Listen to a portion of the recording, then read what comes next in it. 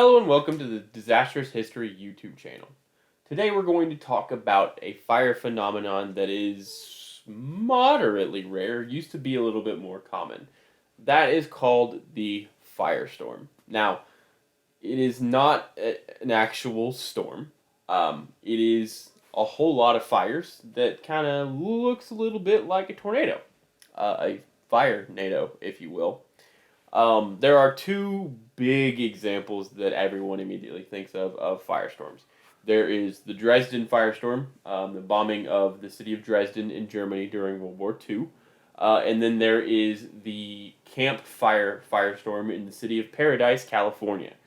Both of those are, unfortunately, very good examples of the power of firestorms. Now, what is a firestorm exactly? So, one of the things that you need to understand about fires is that when you get a fire started, there is a plume of unburned, unconsumed fuel that goes up. We know that as smoke. Fire burns, it doesn't actually burn the material itself. The heat vaporizes the material, and then that vaporized gas burns above the actual fuel source. So wood isn't actually burning. The heat is vaporizing the wood, which is then the flames are burning the actual vaporized wood. It's really difficult to tell on a wood. It's more easy to tell on gasoline. If you put gasoline in a clear cup, you'll see the liquid sitting at the bottom. The flames will burn up at the top because that's where the vapors are. It doesn't burn down in the cup itself because, well, there's not oxygen down there and you need oxygen to burn, even gasoline. That's besides the point. So when you have a fire burning, you have a column of unconsumed fuel we know as smoke. That's that unconsumed vapors.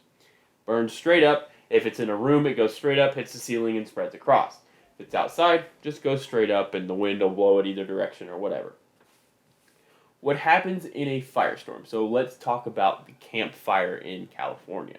That was a wildfire in 2018 that killed at least 80 people in the city of Paradise, California. That fire was wind driven at first and had blown through the hills into the city. The difference between a wildfire burning out in the hills and a wildfire burning in the city is that in the hills all of the fuels are generally touching. They're all kind of combined together. There's three different fuels in wildfires. We'll talk about wildfires in a later video. There's just three different types of fuels, and they're generally all existing in the same area. So they're not different fires burning. It's generally one fire burning all together in a single flame front. So the fire burns through and continues on. There may be some spot fires in the back of some unburned fuels, and there may be some spot fires in the front of of fuels that are burning, but generally it burns forward in a front. What happens when a wildfire reaches the city, though, is the fuels that are available to burn are separated. They become separated by roads, they become separated by yards, so you just have yards, you don't have the trees and the dead material because everyone keeps their yards relatively clean. The houses that are burning are separate from each other by anywhere from 6-7 feet to 50-60 feet. So when you get that wildfire to the city and it starts to blow embers onto the town, it starts to ignite different houses. So now, instead of one solid flame front, you have a bunch of different fires burning all in different areas. All of them are giving off a plume of smoke that's going up. Now, what happens next is you have all of these fires burning in different areas. All of their plumes start to merge together into a single column. Now, as the wind blows through, that column begins to rotate and rotate, and it starts to rotate the fire, and it gets it whipped up into almost a tornado. Now, that's not always the case. Sometimes, when there's no wind, and you just have a lot of fires, or you have a very large fire, that fire needs to draw in oxygen in order to continue to sustain itself and burn the fuel. So let's again take Paradise for an example.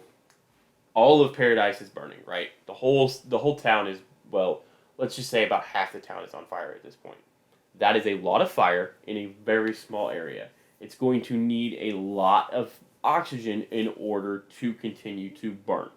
It's going to start pulling in oxygen because At the base of the fire is essentially a low pressure point. Fire is burning here. It's pushing that heat up. So it's pushing air up. It's creating a low pressure system at the bottom of the fire. That fire is then drawing oxygen from outside in all directions straight at the center, right? So you have your fire burning. That fire is pushing heat up with the smoke. That's creating a low pressure point in the air down here. Now that low pressure point needs to be filled from a high pressure point. That high pressure point is outside of the fire where the oxygen is. So it's creating wind that is pulling oxygen in from all sides of the fire, creating a giant wind-driven fire that is creating its own wind system. Now, one of the things that you need to understand about a firestorm is it generally doesn't spread outward. So that's not entirely accurate.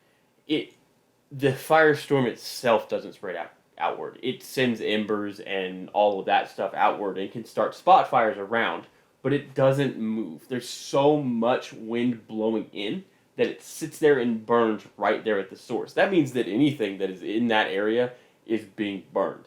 There's nothing left after firestorm. It is so hot, it is burning so intensely that human remains are gone.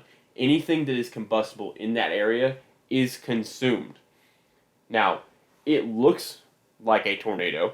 It's spinning because it's pulling in so much air that it starts to rotate, but it's not actually moving.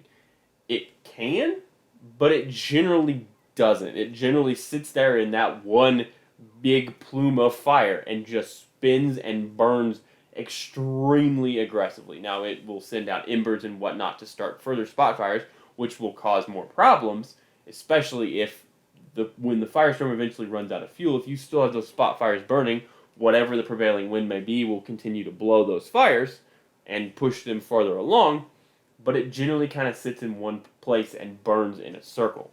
One of the interesting things about firestorms, now they're not super common because you have to have a certain right conditions for an actual firestorm to form, and then you have to have enough fuel to continue that firestorm.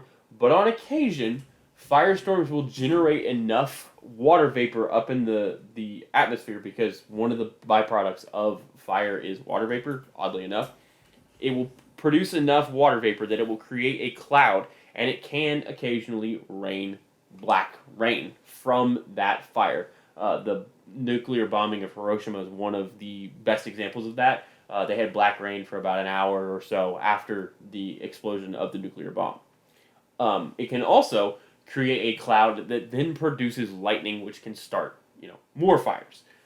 So firestorms don't always spread rapidly outwards, but they have their own special way of creating further fires. They can produce clouds that then produce lightning.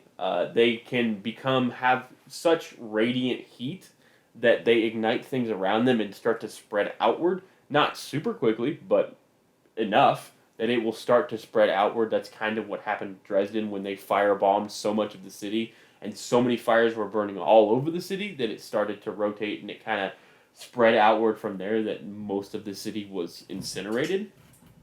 And that's another thing that we just briefly talked about, is that nuclear bombs can also create fires that burn so often around the city. Well, Nagasaki and Hiroshima are the only two examples, but can burn enough that they will create a firestorm, which then burns significantly and continues to increase the damage to the city in the area that was just nuclear bombed. So they're having a really bad day.